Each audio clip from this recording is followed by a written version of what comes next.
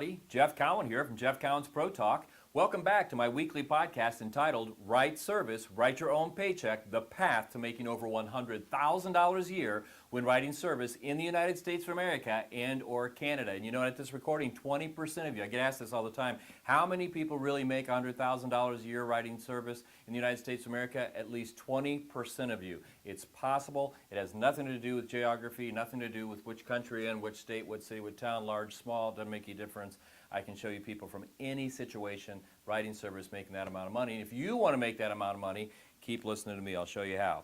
I'm coming to you today with what I feel is an extremely timely message, and here's why I say that.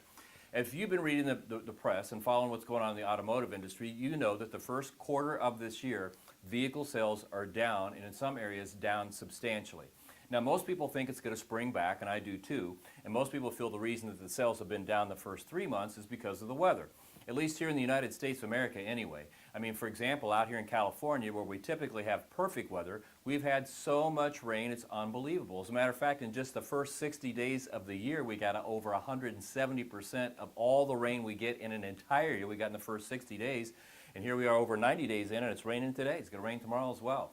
In the Midwest, you had some record lows. There were places that for a high for the day, were minus 28. That was their high, you know. And then on the East Coast, there were some major storms that went through. And when you have the weather we've had, a lot of people just didn't go out. And when they didn't go out, they didn't buy cars. Now, there's a couple other factors that people believe why the sales are down. We don't need to go into that. But everybody does believe that they're going to bounce back.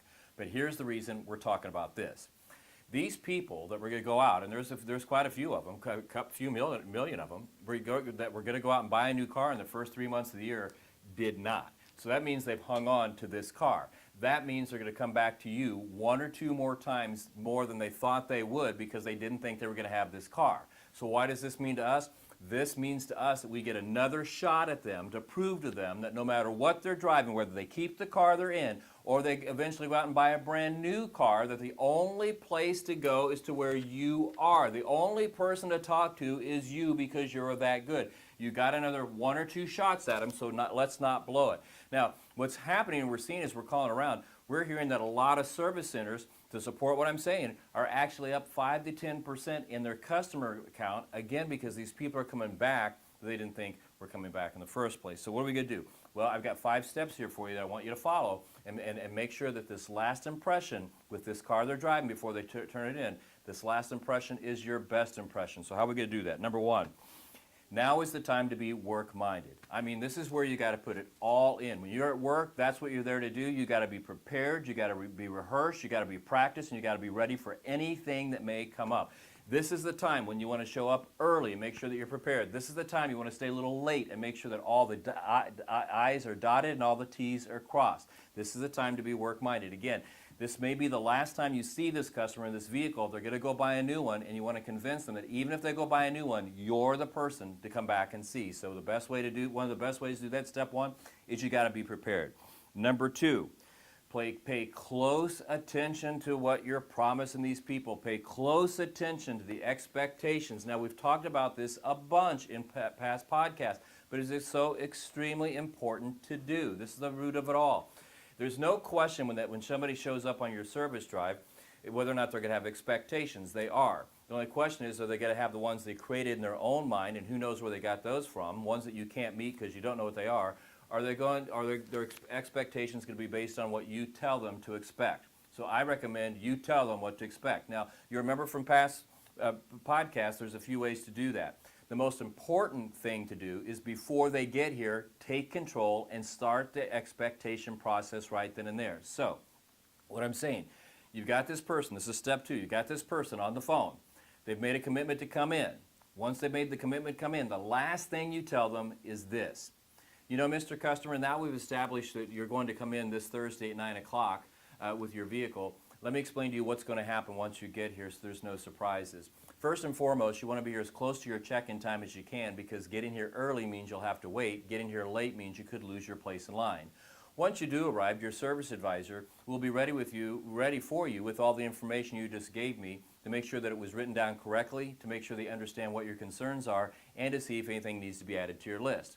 After that's done, they then will, with you, walk around their vehicle to collect some numbers off your vehicle and do a quick visual inspection. Once all of that's done, they'll then decide based on what you see and what you discuss who is best to look at your vehicle that day. And once that's determined, they'll take a look at that factory trained or that expertly trained technician's schedule, and that will dictate when your vehicle will go into our shop. So Mr. Customer, I look forward to seeing you Thursday at 9 o'clock and getting you taken care of. So now they know what's going to happen when they get there.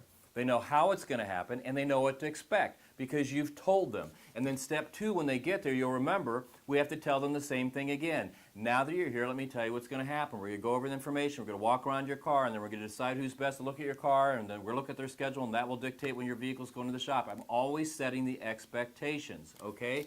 And then here's where it gets really important. We don't want these customers under step 2. We do not want these customers to take control of us and tell us when they want the car back and tell us when we're going to have the car done. We're going to tell them, based on the information they gave us, how this is going to work. So one of the last things you'll say to them after you generate your repair order, now this has to do with promise times and all that stuff because you're going to give yourself a wide berth here. So I get them all written up. They're getting ready to leave. Again, setting the expectations. Here's the last thing I'm going to say to them. Mr. Customer, now I've got your vehicle checked in. Let me tell you what's most likely to happen today. You know, 50% of the time we get a vehicle in under these circumstances, we're able to get it diagnosed and repaired and back to you by the end of the day. However, 50% of the time we get into it and we find out it's going to be a little bit more than we thought, it may require that we keep the car through the end of the day and possibly overnight.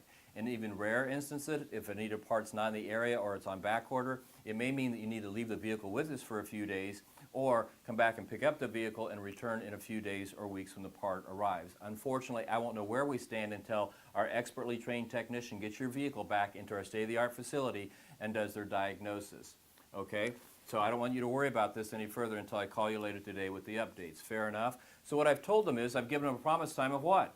Somewhere between now and in the future. I'm not tied down to this afternoon. I'm not tied down to today, and I'm not even tied down to tomorrow, or even next week. I told them I don't know, so I've got all this room. Again, I'm setting the expectations so I can exceed these expectations. Now, the final thing under this is every time I call them throughout the day and I give them information, at the end of every one of those phone calls, I'm going to set the next expectation. So, Mr. Customer, now we've talked now, you can expect a telephone call from me between 3 and 4 telling you this. And at that point, here's what will happen. I'm always setting the expectations because if I set them, I can manage them and I can exceed them. The second you don't set an expectation, your customer will. They won't tell you what it is, and you'll never meet it. Again, this is the last time you're likely to see these people in this car, the ones that are buying a new one, and you want to convince them this is the time to come back. And the way to do it is to exceed their expectations. And repeating myself, how do you exceed their expectation? You set the expectation. That way you can manage the expectation, and if you're managing it, you can exceed it. Okay, now, moving on here, we have step number 3. But before I get to step number 3, I want to tell you about a few things.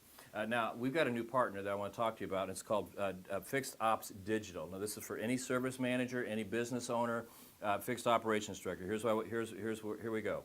You know, are you looking to drive more service-focused traffic to your service center? Now listen, Fixed Ops Digital makes marketing your service department online easy. I've seen what they do. These guys are great. As a matter of fact, we use them to help us with our business, and it's transformed our business. As a matter of fact, they'll transform your current website to give you and your service customers a better online experience. By separating your service department from direct competitors, they'll give you a digital advantage when it comes to service marketing, because all know that increasing service revenue today will lead to more vehicle sales tomorrow if you're at a car dealership, right? So to learn more about these guys, here's what you're going to do. You're going to go to fixedopsdigital.com, fixedopsdigital.com. You can tell them that I told you to call them once you get them on the line, and they're going to give you some money off, okay, because you know me, all right? Because to some people, I am important. Apparently, I am to these guys. All kidding around, these are guys you want to talk to. Fixedopsdigital.com. They're the real deal. They're doing some stuff I've never seen anybody else do. Also want to let you know, next week, I'm going to be in Denver on the 10th and the 11th, Wednesday and Thursday, doing my final public two-day workshop for the spring. I do have a couple of seats left. Call, get signed up for that. If you want to be the best, you got to be there. Want to let you know that we have, for individuals out there wanting to improve yourself, you want to invest in yourself, I have a $300 online program that you can use 24 hours a day, 7 days a week, 365 days a year. You can watch it from any computer, telephone, tablet, or whatever you want, and you get virtual training. Not only do you get virtual training with testing, and you're going to test on what it is we teach you, We can see the test scores too, and for the first 6 months, we will coach you personally on how to be the best advisor you can be. It's $300. I mean, where you can find a better deal, you're not. All right. I also want to let you know we have in-store training, and just let me share some things with you that we've done with our in-store training. Check this out. Rosenthal Mazda, 5/10 increase. Marine Chevrolet, 8/10 increase. These are first visit things, man. Eureka Auto Center, it's a Buick store, 5/10 increase. Port Lavakia, 1.2 hour increase. Let me just do a couple more here. Ken Holtz Buick, 1.4 hour increase. The first visit, I mean, we're talking 4 days there. Planet Honda, 0.7, we're talking 5 days there. Holiday Mazda, we're talking 3 days there. I think it was a 5/10 increase, and on and on and on. I keep reading these.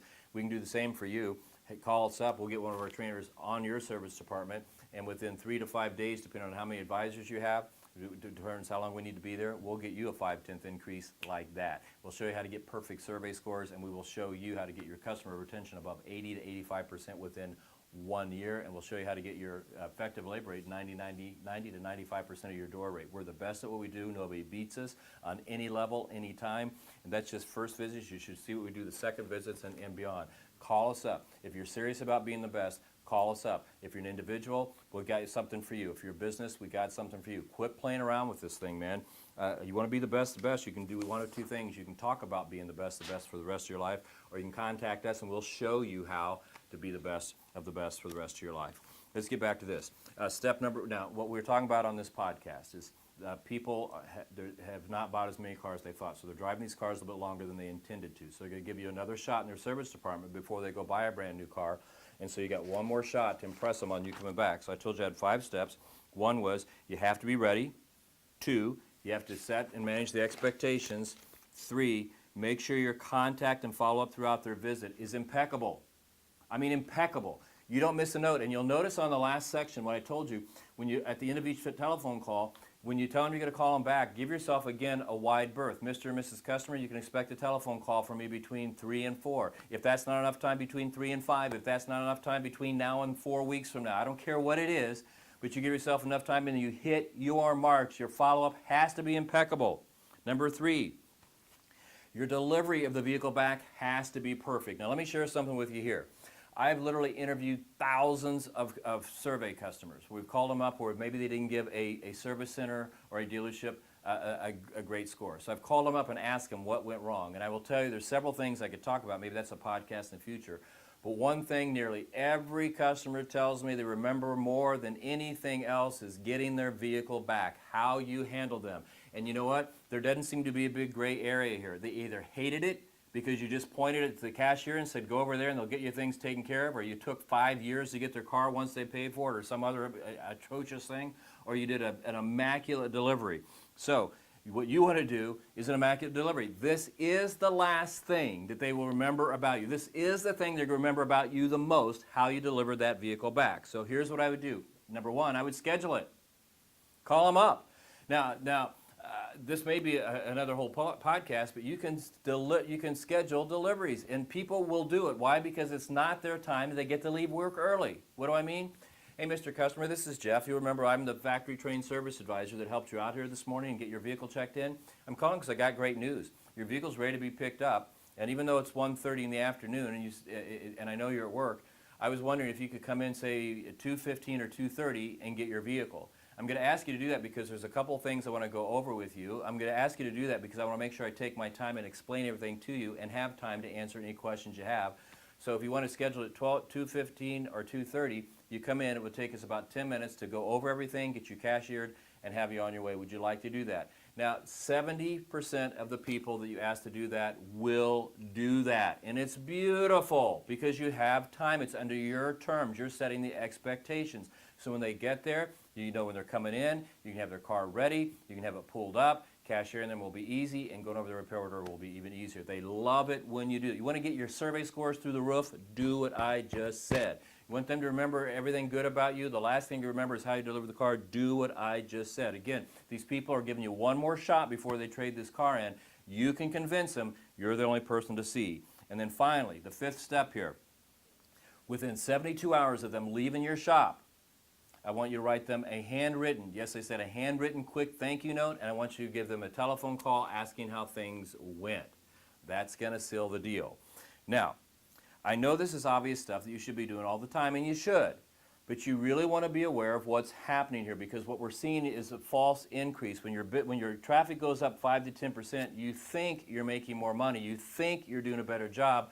But the fact is you may be doing a worse job because you're rushing through. This is a time to not rush. Slow down. Take your time. They're giving you another shot, and you want them to come back when they bring in that brand new car. Now, I know that a lot of you listen to this, because I hear this from time to time, that aren't a car dealership. You say, well, that's great if they're going to a car dealership. You want them to come back and buy a car from you, and then they'll come back to the dealership.